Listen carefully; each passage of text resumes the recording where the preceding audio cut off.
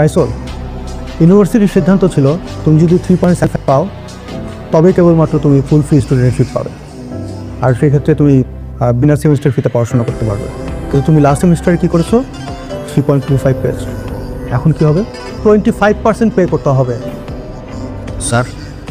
আর সে পরিমাণ দাঁড়ায় 9,000 টাকা। স্যার আপনি কি বলছেন? 9,000 টাকা মানে এটা তো আমার পক্ষে দেওয়া পসিবলই না। প্লিজ স্যার, পড়াশোনা করতে পারবো না স্যার, প্লিজ। কি করছো তুমি please sir? Sir please sir, আমি আর পা ধরতেছি স্যার।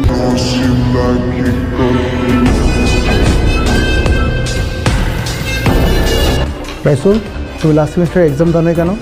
সরি স্যার, একটু পিছিয়ে ছিলাম। এই সেমিস্টারে তোমার 0% ওয়েভার, কোনো প্রকার ডিসকাউন্ট পাবা না। আর আমি টাকা দিয়ে তোমাকে কোনো প্রকার হেল্প করবো না। কয় টাকা লাগবে? মানে